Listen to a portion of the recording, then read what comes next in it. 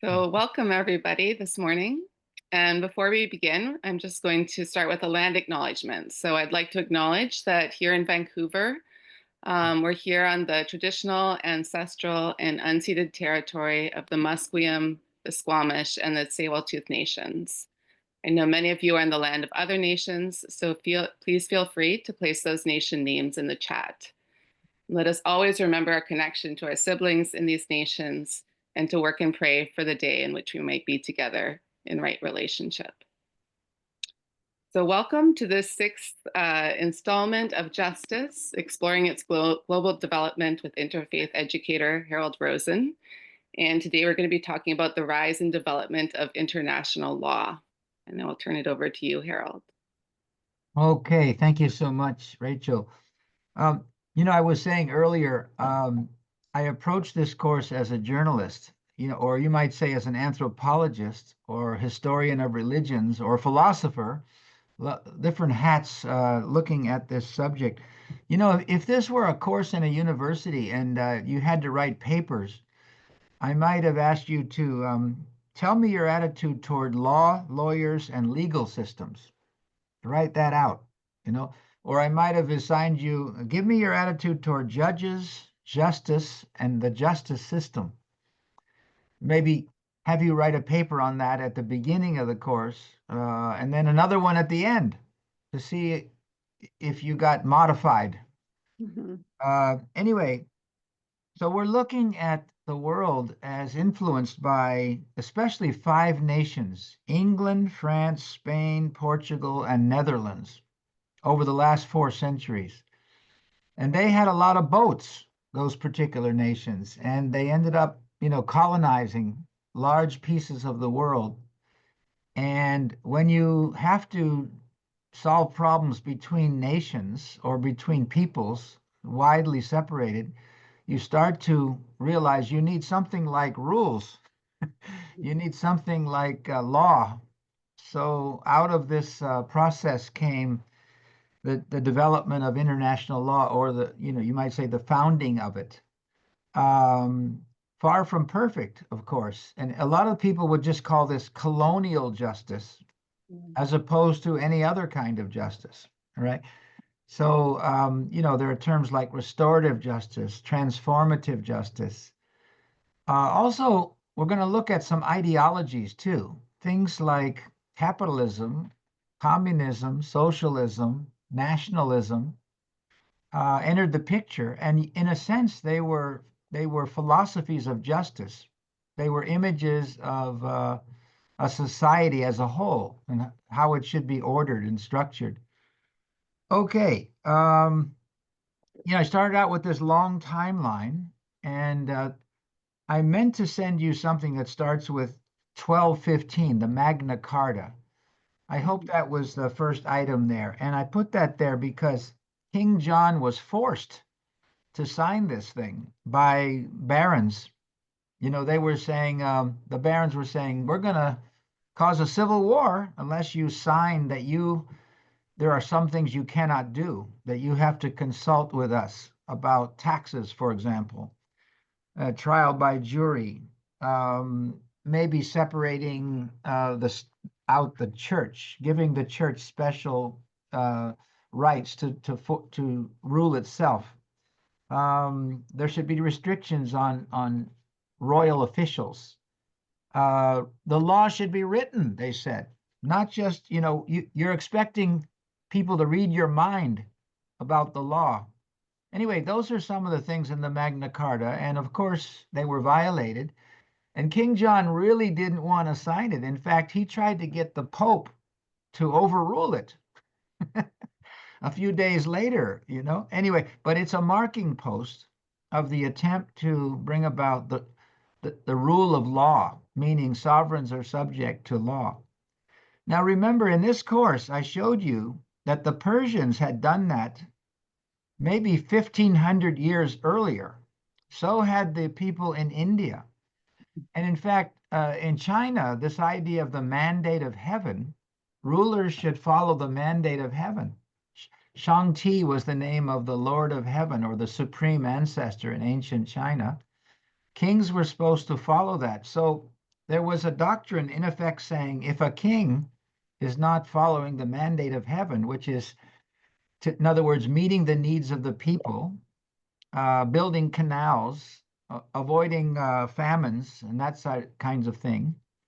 So, in other words, the rule of law, I think, has been part of the global context of justice. I'm not saying it was perfectly followed. I'm saying it was a principle operating in a lot of places. But so England comes to this in 1215. That's late on the stage of history in a way. Okay, and yet it's a part of what we're looking at today. So the rest of the timeline begins with this Hugo Grotius. He's called the founder of international law or the father of international law in the West. And he was quite a brilliant guy, a diplomat, a statesman, theologian. And the context, I have to spell this out a little bit, was it's called the 30 Years' War. 30 Years' War between 1618 and 1648.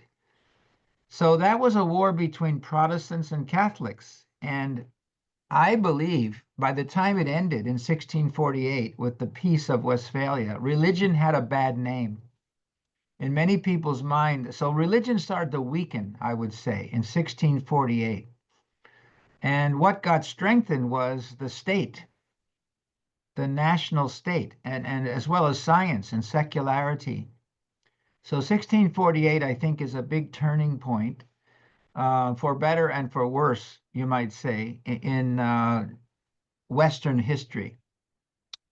Okay. In other words, there should be laws between nations. That's what Hugo Grotius came up with. We'll look at him a little bit later. So in the timeline, I'm not going to touch on all of these things, but there's three big revolutions here.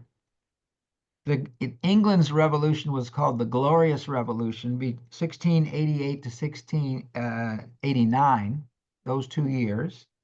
England's revolution, and then the U.S.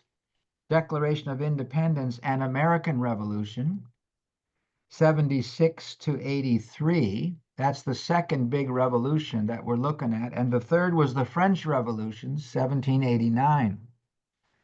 So those three revolutions had a lot to do with the emergence of, you might say, democracy or the Constitution, a constitutional monarchy, and democracy. All right. I mentioned a lot of other things in here, like Mary Wollstonecraft, because women's rights, that's a marking post, her book, A Vindication of the Rights of Woman. That's a fabulous book, extremely well written and very logical, showing if women get the same education as men, they're equally capable in all fields. So that's a marking post in terms of justice for women.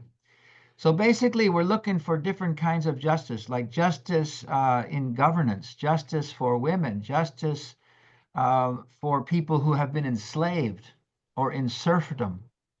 So we're looking at some of the developments along that line, along with ideological and philosophical developments, like Marx and Hegel are here in this timeline. Also, things like, the build up to the League of Nations, the peace conferences at The Hague in 1899, stretching to 1907, initiated by Tsar Nicholas of Russia. Some of those principles resulted after World War I in the League of Nations, and some of the same exact institutions and principles reemerged again after World War II in the United Nations. And of course, the United Nations is still quite limited. We almost seem to need a World War III or some other kind of calamity to bring about a true world governance. And also, right now in the world, you could say democracy is, in retreat. There's something called the Democracy Index that orders all the nations of the world, 190 of them, in terms of how much democracy they have. And the US, for example, once upon a time was ranked 10th, and then 19th, and then 30th, and now about 45th. It's in a category called flawed democracies. flawed democracies. Near the top are Scandinavian countries. Mhm. Okay, Canada's around maybe 15th in that list. So these are some of the things we're looking for. And also on the timeline on page 2, you mentioned 7 global conferences right after the Soviet Union broke up. You know, that happened around 1990. And then the UN saw this as an opportunity. Well, let's figure out what kind of a world we're going to have. If we're not going to have a superpower standoff between Russia and the Soviet Union, then what kind of a world are we going to have? So there were conferences on education and children, a summit there was an Earth Summit. That was probably the most famous one, the one in Rio, 1992. Mhm. One on human rights, 1993 in Vienna. One on population in Cairo, social development in Copenhagen, and women, conference summit on women in Beijing, 1995. And then there were a few more major gatherings after that. We'll look at them later, but those are some of the things on the timeline. Let me talk through a few of these sections and then stop and see what your comments and reactions are. So page 3, I say a little bit more about that book by Hugo Grotius called On the Law of War and Peace. And his basic idea was that natural law and divine law are pretty close together. Actually, I really like this insight. You know, last session, 2 weeks ago, Thomas Aquinas said this too. Natural law and divine law are, are overlap to quite an extent because we have something like a conscience Mhm. and can recognize, law and what's proper. Okay, so he's saying there's a common law among nations which is valid alike for war. War should be limited. War should be controlled by international agreements. So he was the first to say things like that. And he's considered the father of international law. I don't know if anyone in India or anywhere else in the world was thinking about international law as such. And it's interesting that he was Dutch because the Dutch were among the people colonizing the world. So the ones raising the question of how are nations going to get along? To what extent do people's own governments, systems, to what extent should they be respected? Okay. Then I mentioned, John Locke. This is really an important thinker. Um, so I have Locke, the father of liberal democracy and critic of the divine right of kings and England's glorious revolution, all that in one section here. And, I probably should mention this guy named Thomas Hobbes, another thinker. And he basically is famous for saying that, what I'm looking for something here. Yeah, Thomas Hobbes, he's mentioned, can you go back to the timeline? Sorry, the first Yeah. page, the timeline. Mhm. And yeah, timeline. Okay. And so I have Hobbes there, 1650, Thomas Hobbes. He advocated governance by an absolute sovereign. He was saying, in effect, human beings are kind of like animals. They're in a state of nature, and without an absolute sovereign, they do anything they please. Man left to himself in the state of nature will have a life that is, here's the famous quote, solitary, poor, nasty, brutish, and short. How would you like to have a life that's solitary, poor, nasty, brutish, and short? So that quote, it comes up everywhere. I see that all over the place. So he's warning people, you got to have an absolute sovereign. Well, King Louis XIV agreed with him and didn't mind being the absolute sovereign. But John Locke, just the opposite kind of a thinker, saying, oh, no, no, human beings are far more dignified than that. We have reason. We learn from our experience. So John Locke is the father of, you might say, liberal democracy. That's what I'm describing there on page 3. He was a critic of the divine right of kings, a critic of that. That was pretty dangerous to say, in his day. True democracy must be grounded in consent and legality, written laws, like the Magna Carta said. Then I mentioned England's Glorious Revolution, relatively bloodless, fairly peaceful. It's also a little bit of a Protestant takeover, you might say, of Catholic order. Okay, described there. It had a Bill of Rights. The U.S. Copied that Bill of Rights, in its own revolutionary movement against England. Section 3, I mentioned Rousseau because the roots of the French Revolution come a little earlier than the U.S. Revolution. So Rousseau needs to be looked at. He was talking about the state of nature being very, very noble, the opposite of what Hobbes said. Oh my goodness. And that eventually people form a social contract, and that is a democratic process, and they discern the general will. He wrote all this out in very eloquent English. French Revolution, was basically a protest against those three Louises, Louis the 14th, the 15th, and the 16th. That's described on to page 4 at the top. So a national assembly abolished the old regime and established an order of liberty, equality, and fraternity. Death, right? The guillotine was used to get rid of people on both sides. Robespierre launched the Reign of Terror. And out of this comes Napoleon. Out of the French Revolution comes Napoleon, you might say a dictator, but a brilliant leader in some respects. And he set up this Napoleonic law code, which ended up being very influential in 120 countries. Mhm. And he used, you remember the Justinian Code? 2 weeks ago, I mentioned Justinian's code way back around 550. He took the Justinian Code and secularized it and brought up some modern issues about property and such. But he left fathers in control of their whole family over the mother. Right? Okay, that's Napoleonic law, emphasizing persons, property, acquisition thereof, and civil procedure. Then I describe the American Revolution here. I'd like to ask one of you to read something. Donna, you wouldn't mind reading what Thomas Jefferson wrote, would you? This is in the middle of page 4. Yeah, I see it.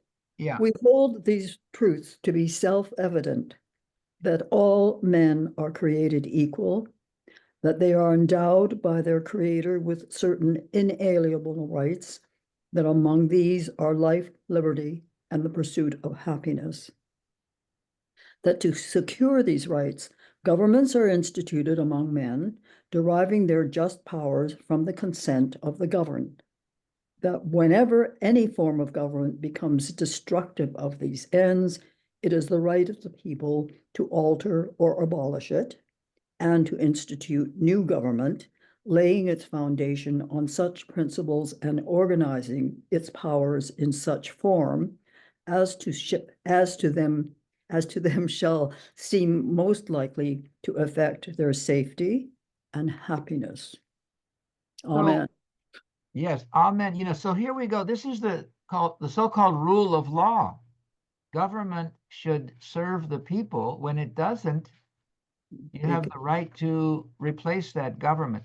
So again, the mandate of heaven in ancient China, you found a similar thing in the Mahabharata in India, in Cyrus the Great and Darius the Great's imperial Persia, similar idea. Okay, and then the Magna Carta, and now here it is. This language is very much from John Locke. So Thomas Jefferson mastered John Locke. Mhm. And so this almost is like sacred literature for people who believe in democracy. Not that the U.S. has followed this very perfectly, but anyways, this is the sort of the it's the Declaration of part of the Declaration of Independence. Okay. Then there was 4 years of challenging debate, and a Constitution of the United States emerged, and a Bill of Rights as well, 1791. And of course, who was left out of that is women and slaves. Right. All men are created equal if they have enough money, and if they're not owned by someone else. And men in this case didn't include women nor indigenous people. So, but it had some language that is quite powerful, that ended up shaping and bringing about some amendments to the Constitution. So the U.S. is groping toward, fulfilling the potential of its democratic Constitution. Well, Yeah, sorry, please. it seems to me that it would have been fine if he had simply said all white men are created equal. Right. That's what they meant. Yeah. Yeah. Okay. And now I put Mary Wollstonecraft there in a little summary of what she did and how important that is. And all later theories of justice, serious ones by thinkers in the West have quoted her and used her. Now this guy Hegel, I have a love-hate relationship with this philosopher. So in the beginning, he was making it sound like everything is evolutionary. I kind of like that idea. The whole universe is developmental. It evolves. There are stages.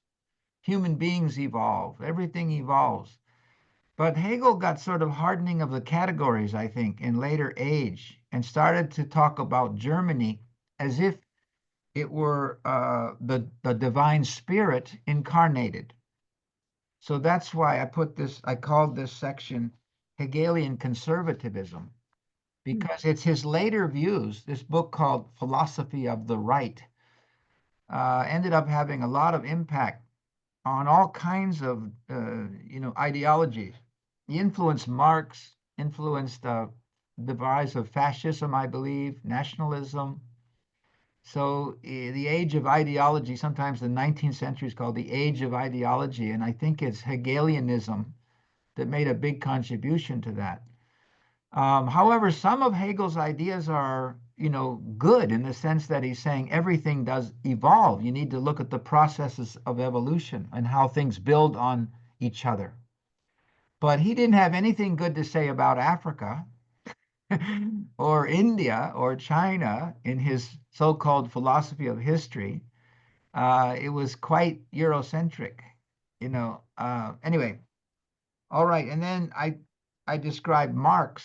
If you think of Marx as being a socialist, a nonviolent socialist, then some of the ideas are quite good.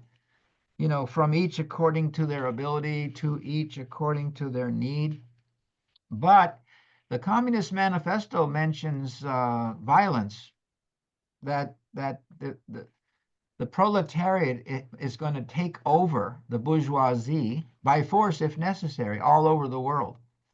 So this has all the makings of an ideology. And in my mind, an ideology is like a pseudo-religion. It makes absolute claims. It can, so it's like a competitor against religions. And in fact, I believe that because the major religious systems were relatively weak in the centuries of the 1600s, 1700s, 1800s, 1900s, ideologies, in a sense, filled the void, the moral spiritual vacuum left by declining religions. This is a theme in my book, Eye to the Ages. The Baha'i faith emerged during that time of the decline of previous religions. So in a sense, you can see it, Baha'is think that's new light in the world. God was trying to pull us up again. But in the meantime, ideologies got very, very strong. Materialism, capitalism. Okay, so I say a lot of that at the bottom of page 5. Ideology, socialism, communism. Let me stop here. And I mentioned other possible ideologies like technocracy. I want to talk about in the last session of this course. We'll look at technocracy as a philosophy, as an ideology, and also as a justice system. It's saying What we need is people who know what they're doing technologically to solve all the problems, whether they're physical problems, social problems, cultural problems, any kind of problem can be done, with technology. Okay, we'll look at that again in the last session of this course. I'm going to stop here. Any comments, questions, observations? Some of you may know more about some of this stuff than me. Hi, Elaine. Thank you. Please. Yeah. Oh, you're muted. Well, good morning, Harold. Yeah, I really appreciate the way you're pointing out the development of rule of law, which includes law powerful in a nation, came much later, Euro-American West than in Asia, South, Southeast, and East. I have a tasty tidbit for you. Please. I was visiting Iceland, and it's considered one of the most literate countries in the world because they can't find anybody to measure as illiterate. I guess they've got nothing more to do than fish and read. So anyway, they pointed out to me that as a British origin, I would be familiar the Magna Carta of 1215. And they said, our land barons, meaning warlords, got our king, the biggest, baddest warlord of them all, to sign such a document in around 750, 500 years before the Brits. Ah, interesting. Okay. So they very much impressed upon me how proud they were of that. So you might want to add that to your timeline. I like to. Thank you so much. I knew there were some defects in this timeline. Terrific. That's good. They got a head start on being democratic. Yeah. Yeah, that's why I think that Scandinavian countries are, get high marks in democracy, including Iceland. All right, other comments? Welcome, Sue. Anyone who came in? Hi, Baxter. Hi, Nancy. Bill got here. Welcome, everyone. Any comments, questions, or complaints? Polite complaints, alternate points of view to what I'm showing you so far. Please, yeah, Donna. Question. You talked about the secularism, decline of religion in those 300 years. 30 years war. Yeah. Yeah. You said from 1600 to, okay.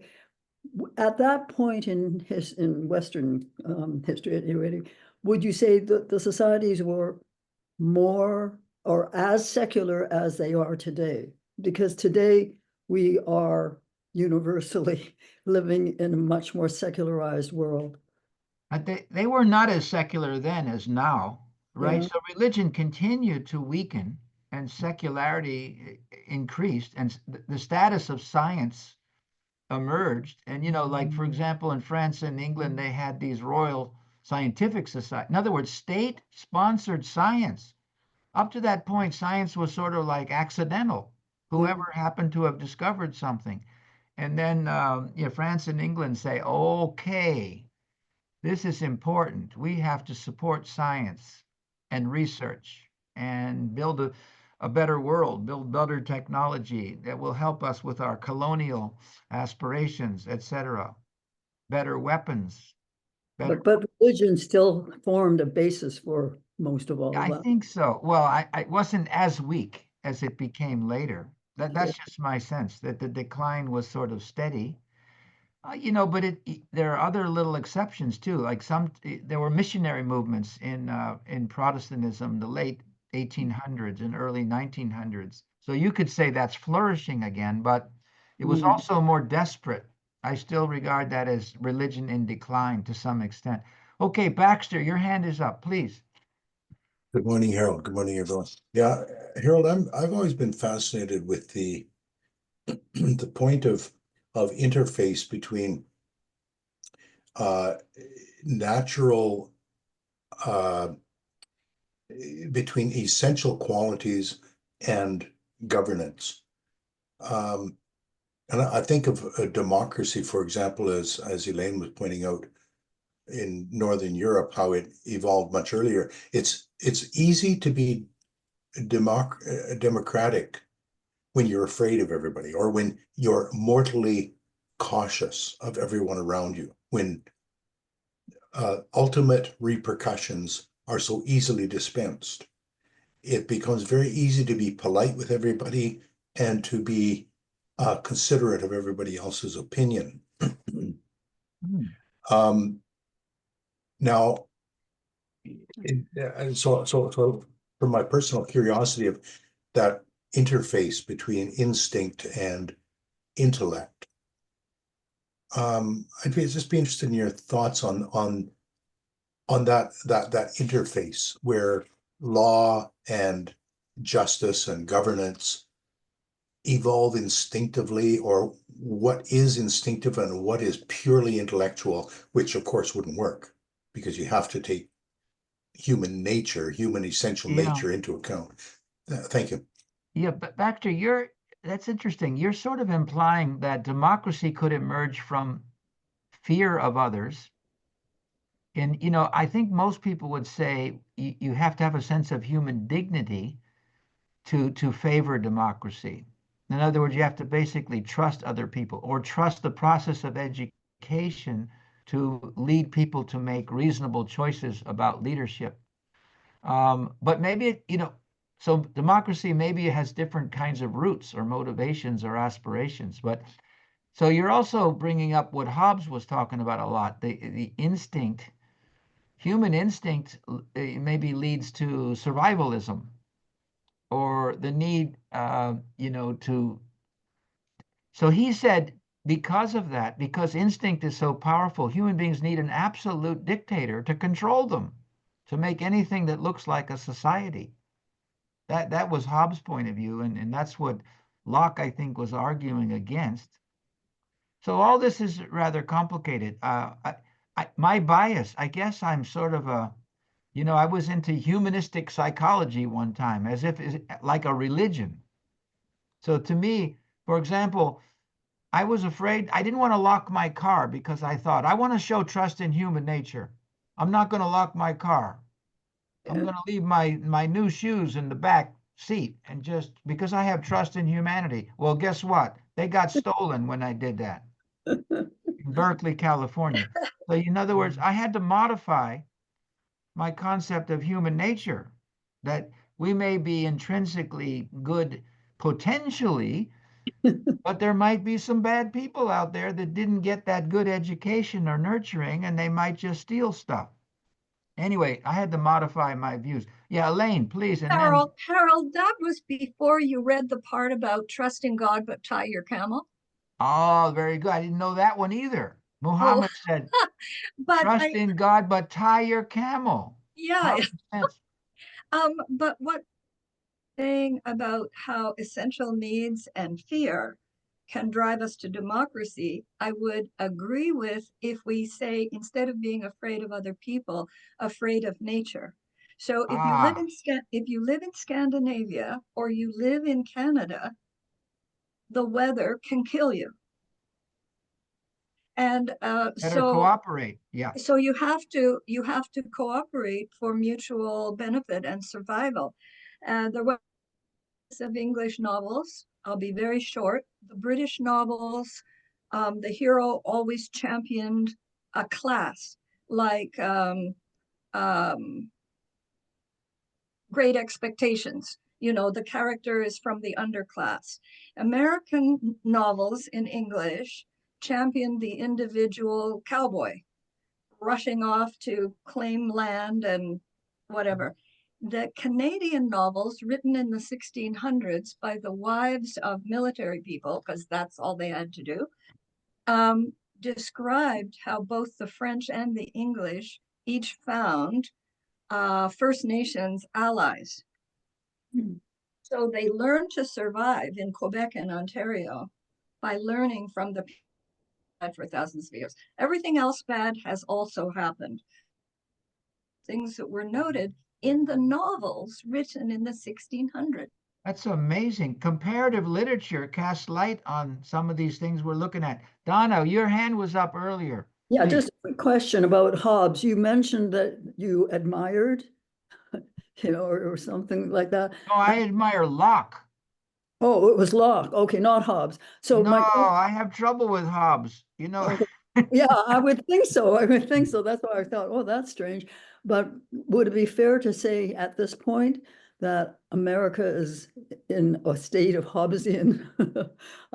That's the direction. That's what we're A seeing. lot of people are starting to think like that. We need some kind of a populist demagogue, right, to control. And that not just in the US, other countries are Yes. talking that way as well. And so democracy index, the numbers are going down on some of those countries. Okay, Baxter's hands up again, please. Yeah. Yeah, And then thanks, Bill. Harold. I just want to clarify, I guess what I'm thinking about this idea of democracy evolving out of fear, it's not so much fear, but that rather that courtesy evolves Oh, out of respect and caution. rule. Yeah. Courtesy evolves out of caution, Yeah. personal Okay. that's, I guess, Very good. thank you. Thank you. Bill, you were thinking something. Yeah, I was just thinking about how we talk about instinct. And there was an interesting book. It was actually published in 2021. It became very popular, and it's called Humankind, A Hopeful History. I love And that book. yes, Oh, and, so go on. Go on. yeah, well, I just think that we have to, when we say instinct, we have a negative association with that word. And what he does in this book is point out in so many ways how that's an incomplete picture of what instinct is. And he, in fact, argues that the for the majority of the people, that the opposite is true, that we have this very instinct of not only kindness, but a great sense of generosity and respect for others' lives.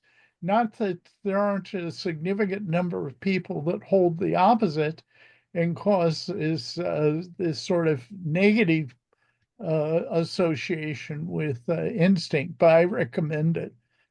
That book is only a few years old, Yeah, written by 2021, yeah, or at least in 2021. English, yeah. Yeah, a young journalist who really did a lot of research and on Yeah. all the social sciences, and showing how there's a lot of evidence that human beings are highly cooperative and respond to disasters, in a very creative way, in a helpful way, often, right? Anyway, Yes, so that, yes, a different view of human nature, the opposite of Hobbes and the opposite of the Lord of the Flies, yes. that view of human nature. Okay, Who's the author of Humankind? Who's the author? Rutgers, what's his name? Let's see, Rutger Bregman, Bregman. Bregman. Thank you. And humankind is two words, right? Humankind, or is it all one word? In the title, it's one word. One It's humankind. human. Yep. If you put in humankind, a hopeful history, I'm sure the book will That's pop the whole up. title. Yeah. Yeah, yeah. And you can buy, usually you can buy used copies very inexpensively because it was on the bestseller list. Yeah. Guess what? I put him in the last session. Oh, right. Session 8. We're going to look at him again, along with some other interesting books like that. Okay. I'm going to go back to the handout for a little while and say a few more things and try to stir you up and see what other comments you have. So I'm at the bottom of page 5. It says Henry Maine's Comparative Historical Jurisprudence. What a word salad that is. Hmm. I wouldn't have even known what that meant until I got interested in justice. So this is a guy who studied different justice systems. Wow. Henry Maine, 1822 to 1888, because he worked in India. He learned about Indian law. He studied French law, English law, and a few other kinds of law, Spanish law. So he sort of became an anthropologist of legal systems. and established this whole field called comparative jurisprudence. I once knew a guy who this was his specialty in a law school, comparative law. So he knew a lot about three kinds of Spanish, French, and British. Oh, and American law too. You could add Canadian, which is a combination of some of those other ones. All right. Then I mentioned Lincoln here, the Emancipation Proclamation, because, you know, the liberation of slaves is like a theme, right? The liberation of women, another theme. Another theme is democracy as opposed to autocracy in terms of justice systems and views. So this course touches on some of that. I mentioned here the Proclamation for the Emancipation of Slaves in 1863. There's some eloquent things that Lincoln said that are sort of like sacred literature, not only for people in the U.S., but people who are looking at the history of justice. Okay, so he was an eloquent champion of democracy, and the fact that he started it in a log cabin and ended up in the White House, makes it sort of slightly mythic, the story of Lincoln. Now, number 10, I'm afraid of what I put in section 10, in the middle of page 6, capitalist social Darwinism, about 1880, dominance by the most socially and economically fit. This social Darwinism was a very powerful idea and is still around. I think, maybe the president south of the border thinks this way. The idea, so I give you a definition like from Wikipedia. It says, social Darwinism is the study of various pseudo-scientific theories of societal practices attempting to apply biological concepts of natural selection and survival of the fittest to sociology, economics, and politics. Essentially, here it is in a nutshell. It's sort of, you deserve to be. That this is proof that you're socially superior, right? You're most adapted to your socioeconomic environment. The proof of that is your wealth.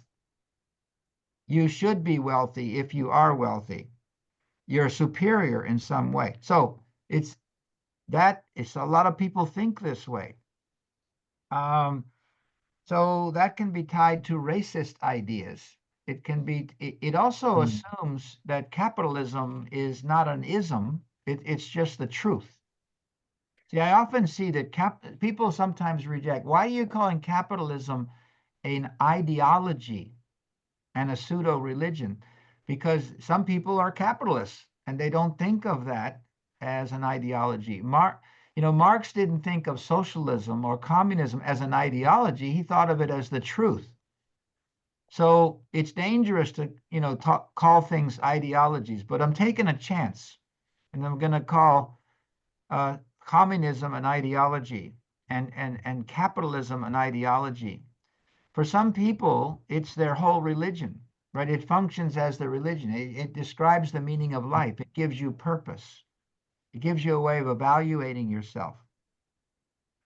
So capitalism combined with Darwinism is a very, I think,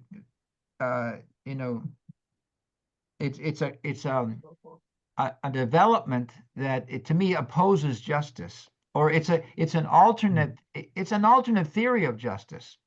That's the best you can say about it, right? It's claiming that a society that's dominated by the most socially and economically fit would be a strong society and a good society, the way it should be. Okay. And I described, Adam Smith was a philosopher and an ethicist who wrote a book about economics, and it became almost like sacred literature for many people.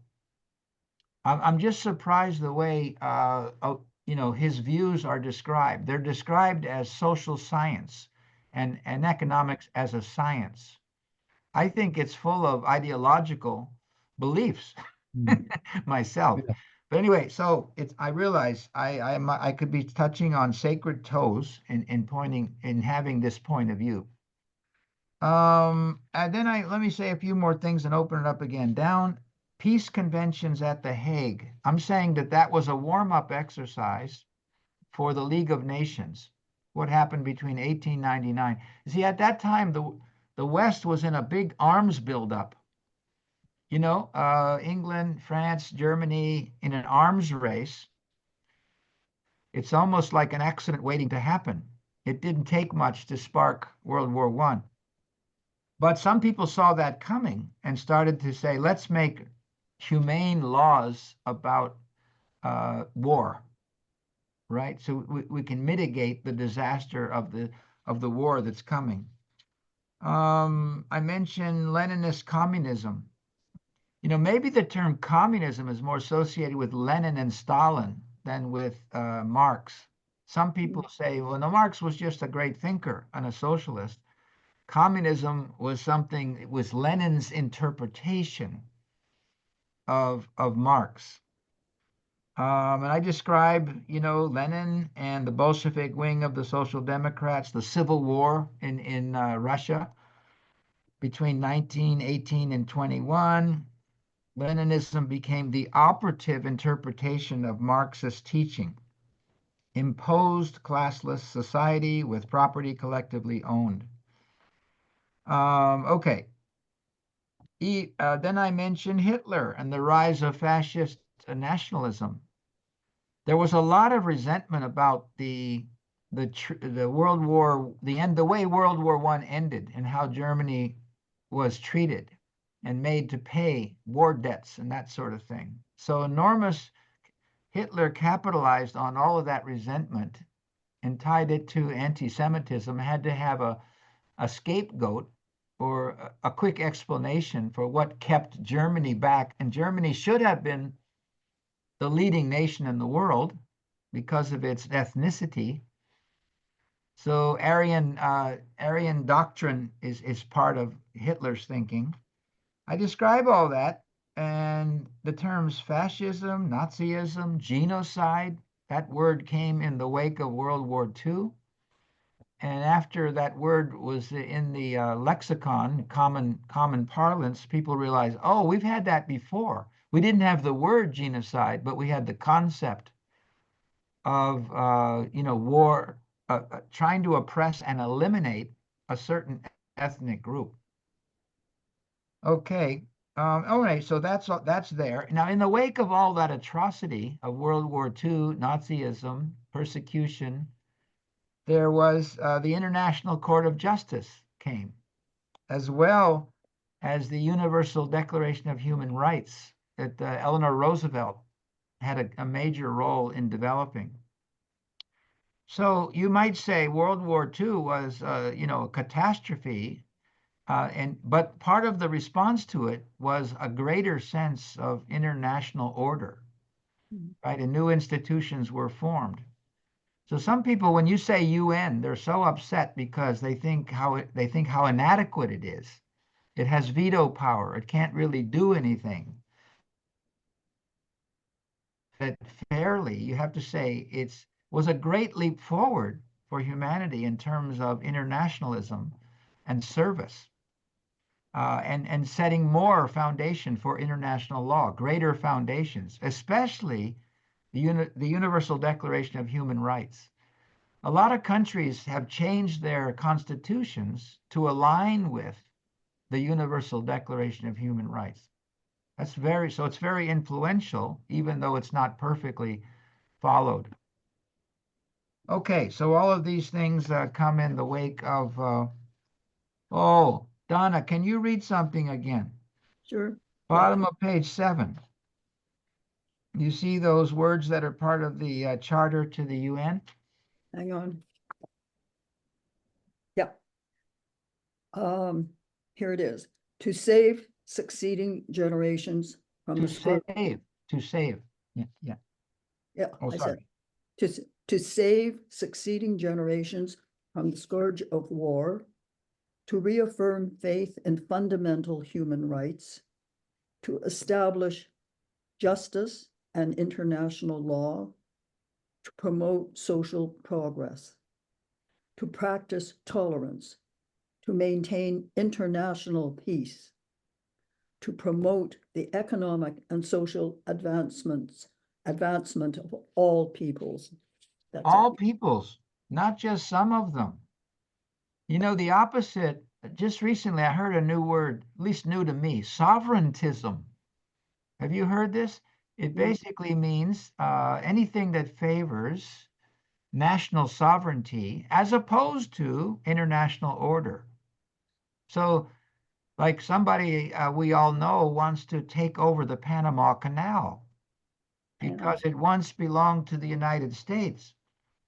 So that's, you know, this is sovereigntism. It's sort of like saying, I don't want to cooperate with international agreements that have been made. I want to get rid of the World Health Organization. I'm not too keen on NATO or regional cooperation of any kind. So it's every nation for themselves and may the best one win. And to me, this sounds like what's called social Darwinism. Again, so it's a very aggressively competitive worldview. Okay, and it looks at external things like material wealth and political power only, as opposed to cultural brilliance or other, moral, spiritual development, etc. Yeah, Bill, I think I saw a hand go up. Yeah, I just wanted to mention something because the author's been in the news a lot. What's her name now? Samantha Powers. She Yes, was the head of USAID, but she probably became best known on a national level in 2003 when she wrote a very interesting book called A Problem from Hell, America and the Age of Genocide, pointing out the problems of the sovereignty of nations, of dealing with obvious moral problems. Yeah.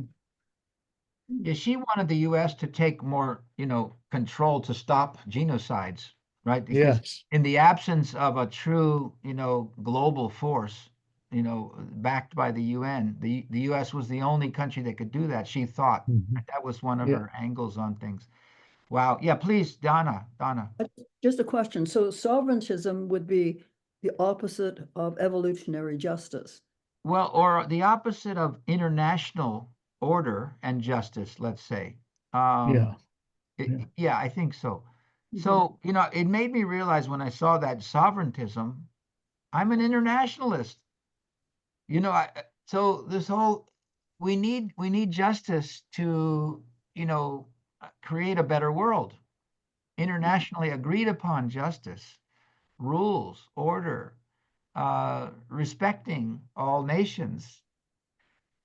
Anyway, making decisions collectively. I assume all that is good, and a lot of people don't. Right? So it's a dialogue about justice that we're having, and I'm trying to give you the different angles that have been proposed. Okay, so look at at top of page 8, I mentioned things like the World Court and the 5 principal organs of the United Nations: the General Assembly, Security Council, the Economic and Social Council, Secretariat, etc. Now, look at 15, section 15. Clark and Sohn wrote a book called World Peace Through World Law way back in 1958. But that book, I think, is a marking post because it's saying, in effect, it's possible to outlaw war, is what they're saying there. And Immanuel Kant had said that way back in 1795. If you look at the timeline I gave you on the first page, you'll see 1795, Perpetual Peace by Immanuel Kant. It was like an essay saying, the nations act as if they're sovereign and don't have to cooperate with each other. So there needs to be some kind of international governance that doesn't allow doesn't allow war. So it's law against war. All right, this is again what I think Clark and Sohn are talking about: world peace through world law, legal parameters for a new global order. And they say when they looked back at the UN, they said, well, there should be three big changes: allocating votes in the UNGA based on populations of member nations, replacing the UN Security Council with an executive council consisting of the US, Russia, China, and India as permanent members. Well, they were just reading the size of the countries, or power, you might say, with no veto power, though. No veto power. Wow. Making a world police force that would become the only military force permitted in the world, a world police force. So other nations can have weapons, but they can only use it for internal order, not to aggress upon each other. Baha'u'llah, the founder of the Baha'i Faith, said the very same thing in 1867. Collective security is needed to prevent war. So whenever there's aggression, the military force of the whole rest of the world has to stop it. So that's what we have, I think, in NATO. It's a regional version of that. What if there were like a NATO for the whole world, saying anyone aggressed upon will be helped by the military force in the rest of the world? That would really stop war. There would be no more war. You would have only internal kerfuffles once in a while, but no war. Okay, that's the idea being described here. I mentioned bottom of page 8 that the UN Declaration granting independence to colonial countries and peoples. This happened in 1960. Dag Hammarskjöld had a lot to do with this. So it's only a declaration. It doesn't have the force of law, but a whole lot of countries became independent, like from Africa especially. So it was saying colonialism shall be no more. Maybe it was a prophecy and a hope, right? I mentioned Martin Luther King's speech because it had global implications. You know, he won a Nobel Peace Prize, and it was seen as a model, a moral, spiritual approach to changing laws in favor of minorities, racial and ethnic minorities. Harold, there's a comment in the chat. Oh, please. Yeah, read it, please. From Nivea. What does it mean? What does it mean for the decisions of the World Court to be binding when their decisions aren't necessarily broadcasted or implemented? Oh, that's a whole big problem. You know, there's a book called In Search of a Better World, written by a man who worked for the World Court, and he was part of the Massey Lectures. That book is only 2 or 3 years old, talking all about the buildup and the strengthening of the World Court. It's only it doesn't have power yet, right? It has some power to embarrass a military dictator, right? And you know, for example, Putin is unwelcome in all the other countries because of the World Court. But who's enforcing that? Anyway, so you're bringing up, yeah, Nivi, you can say this for yourself. You want to elaborate on this, Nivi? Matani? You don't have to. Okay. I mentioned, look on page 9, there was a Millennium World Peace Summit in the year 2000. And that was the largest gathering of world leaders in history. And then 5 years later, there was another one, and that was even bigger in terms of number of world leaders, getting up to like 180 world leaders. Do you know, and it developed this thing, it was called the Millennium Development Goals, MDGs. Look at these. These are amazing. To end poverty and hunger, universal education, gender equality, child health, maternal health, combat HIV and AIDS, environmental responsibility, and global partnership for development, hooking up wealthier nations with developing nations. And then they also came up with something else called the R2P, responsibility to protect. This is really a good one, I think. It means if a country sees a neighboring country being oppressed by its government, it has the responsibility to protect those oppressed peoples. Wow, take care of your neighbors. It's like, regional protection. Not that it's followed consistently, but it's a principle that the UN came up with. Friends, I'm going to touch very quickly on a few things. I gave you two theories of justice there, John Rawls and Amartya Sen. And those are the two most respected theories of justice right now that I can find. And of the two, Amartya Sen is saying, justice should come from the bottom up. He's basically saying injustice anywhere is a threat to justice everywhere. He quoted Martin Luther King in saying that. And that's saying justice doesn't have to have any overarching theory. People can do it in different ways. It doesn't have to be implemented by the government. So he's trying to broaden the whole discussion around what justice is and democratize it. He really talks about how there shouldn't be just one operative theory of justice imposed, in national constitutions. It should be done that way and a lot of other ways too. So anyway, he is quite an eloquent writer, and that book is probably going to have some impact in the future. Then on then the last three sections, 21, 22, and 23, I was completely swimming uphill because, I've no training in law, but I was trying to give you a summary of legal systems, the British legal system, the French, the American, the Canadian. And to do that, I was dependent on all these encyclopedias that I could find. There's something called, here's my way of cheating, shortcuts. There's something called the New York Times Guide to Essential Knowledge. So you can look up a field in there, like say law, and it gives you a history of law, the profession of law. Or you can look up astronomy or anything, even world history, and get like an essay that's giving you the high points of world history. So I use shortcuts like that a lot to start with. And, Wikipedia, other kinds of encyclopedias, timelines, etc. So, okay, my summaries of British and French and American law are there. I can't say that I fully understand all the language.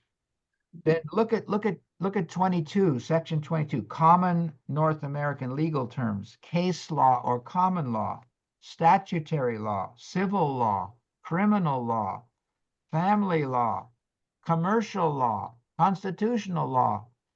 I get a headache just thinking about these different kinds of laws. And this is all because of Hugo Grotius and the rise of international law, which is highly affected by colonial approaches to law. And see, in the last session, we're going to talk about restorative justice. And remember the first session we looked at indigenous systems of justice that are more like circle justice.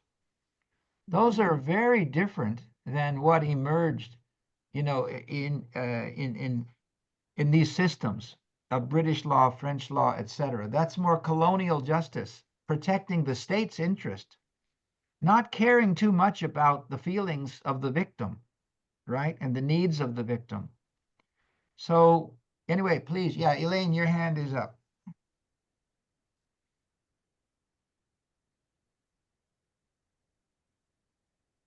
Shortcut, Harold, that you might enjoy. You have no more shortcuts? Okay.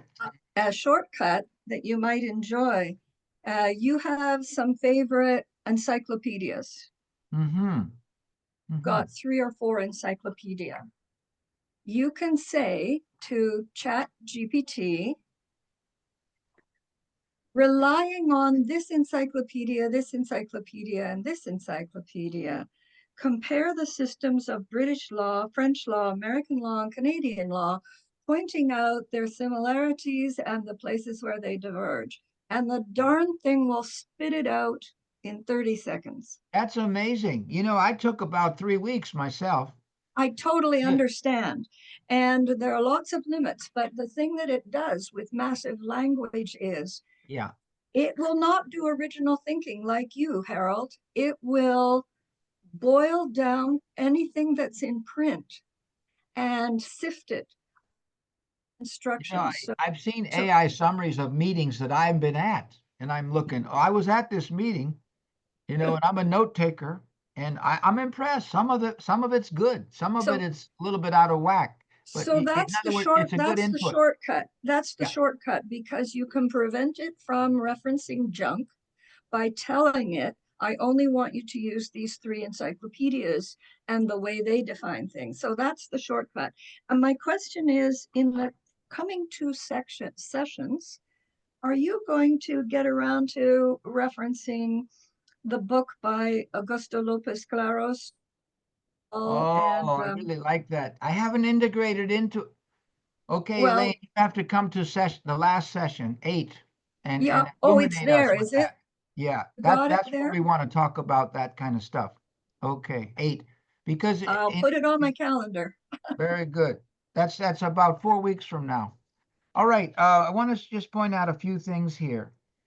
So I was trying to be fair in the description, the brief description of each of these systems. Like, let's look at Canadian law.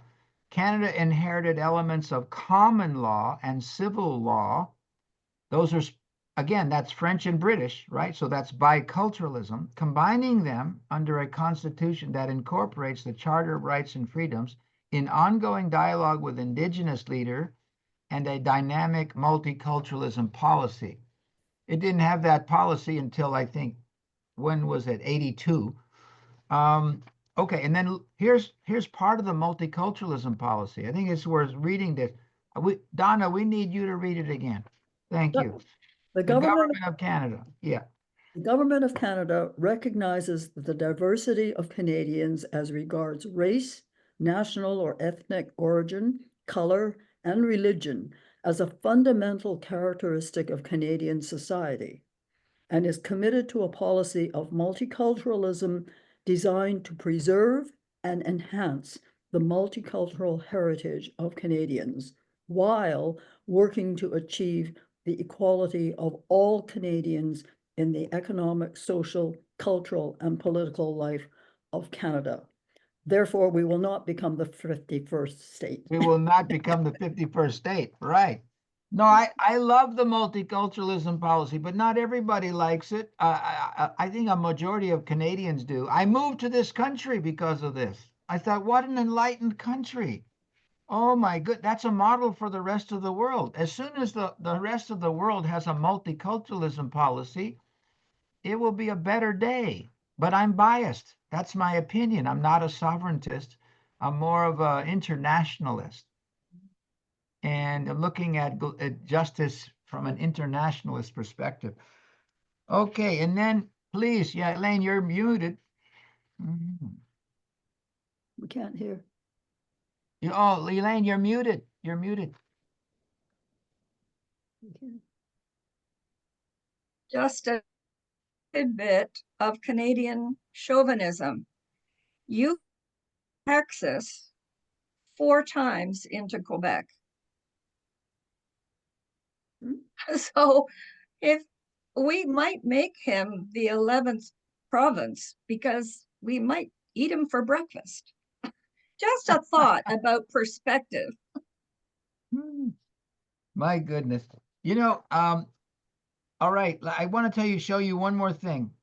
I put those terms there, and you know, I tried to come up with a generic definition for them, like constitutional law, branch of law dealing with whether statutes, regulations, and court rulings conform to provisions of state and provincial constitutions, as well as to the federal constitution. So, wow, that's law from a large point of view, a large perspective. Due process, equal protection, reasonable doubt, judicial review, all of these things are sort of, you might say, the most enlightened part of colonial law. All right, and then international terms and processes. I tried to give you another summary. Elaine says she could have saved me a lot of time. No, this is this is a large set of guidelines, normative guidelines, trying to identify rules, international actors, structures, processes, of course, building on the United Nations and the International Court of Justice. And one essay said there's three big parts: principles, treaties, and customs. So I tried to define principles, treaties, and customs there. Principles as identified by the International Court of Justice. That's the principles we're talking about. The general principles of law recognized by civilized nations. Example, the breach of an engagement carries the obligation to make reparation. Good faith, equity, including flexibility. So there are some very enlightened principles that are part of the International Court of Justice, as well as any treaties made between nations or several or any set of nations, and the customs, like what goes on in seaports and airports. Those practices are part of international law. You know, the fact that we can even fly into other nations and sail between nations, that's pretty much a miracle, isn't it? I mean, that shows there already is a basis of international law. So you can say that's the good thing that came out of the colonial era, that nations started to interact and trade with each other and develop rules and procedures. So we do have a lot of that, and a lot of it goes on pretty well. But we need a strong enough international legal system to prevent aggression and war. Then we'll know that we have arrived. You know, it's something like global governance. Look at the terms near the bottom. Oh, we're running out of daylight. Globalism, you see, that would be the opposite of sovereigntism. You see where globalism, bottom of page 11? Policies or outlooks that are worldwide in scope, advocating international cooperation for the common good as a policy, actions promoting the welfare of humanity, especially through reduction and elimination of pain and suffering. All of that is globalism. Right in front of that are two other terms, monism and universalism. Monism or universalism, same idea. The natural law view that the state, the nation, or national law and international law comprise a single system. I think I'm guilty of that, whatever that is. That in other words, all the national legal systems should be part of one global legal system.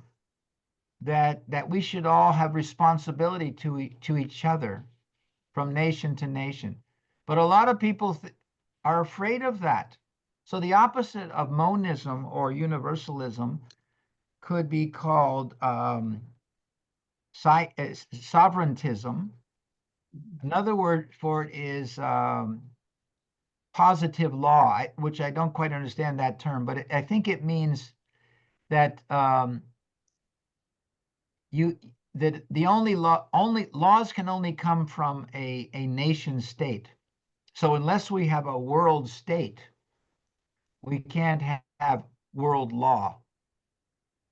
I don't quite believe that. I think we can evolve into a global order that respects national sovereignty, but is superordinate over when it comes to matters of peace. Right? So in terms of, in other words, a global governance system should have its primary responsibility is to maintain peace. Maybe secondary to say, well, we notice that you're not following some of these Universal Declaration of Human Rights. You know, we encourage you to do that. And maybe a strong global government could enforce it. But anyway, the philosophy of monism or universalism and globalism, this is what I'm advocating and what I think the trend of history is. But there are people that see all that as evil or problematic in some way. Look at the term at the bottom, solidarity. The awareness of a common humanity and global citizenship, as well as the voluntary acceptance of the responsibilities which go with it. Conscious commitment to redress inequalities both within and between countries. the view that poverty or oppression anywhere is a threat to stability everywhere. Yeah, so that's a powerful ethical concept that I think, you echoes of Martin Luther King are in there, echoes of Amartya Sen's philosophy of justice are in there. Okay, any comments, questions? Oh, Baxter, your hand is up. All right. Thank you, Harold. I wonder if I might just put forward as an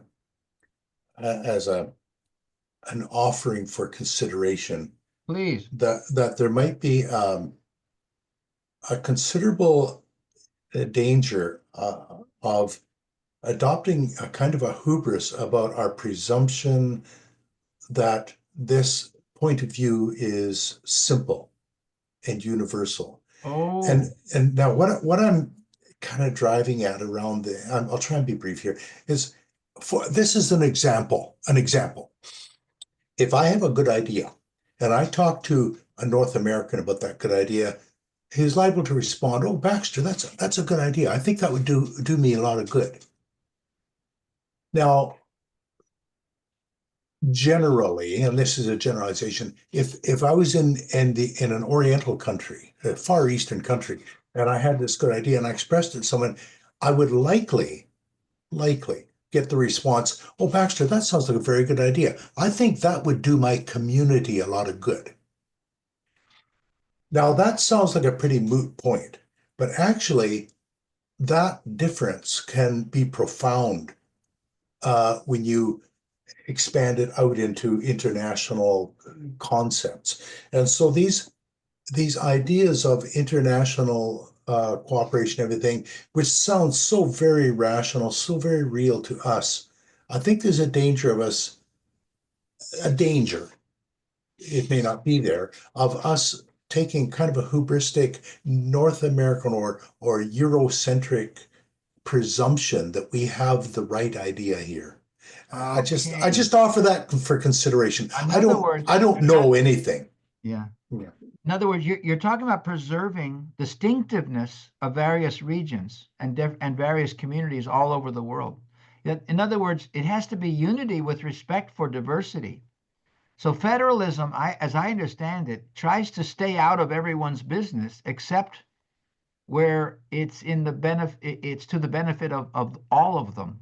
So a world government should not be interfering too much in local and regional matters, right? Yeah. So those decisions are made at the local and regional.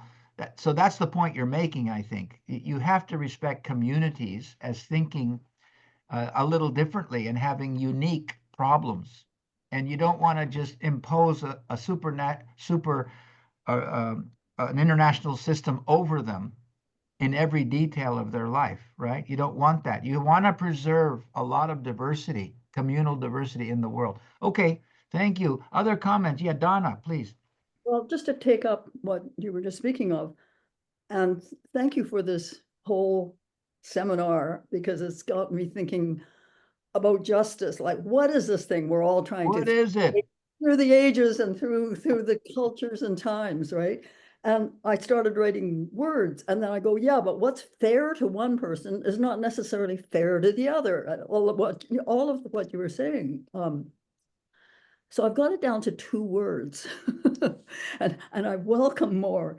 But I think crossing the millennia, crossing the waters, crossing the ages, I'm down to kindness, and crossing religions.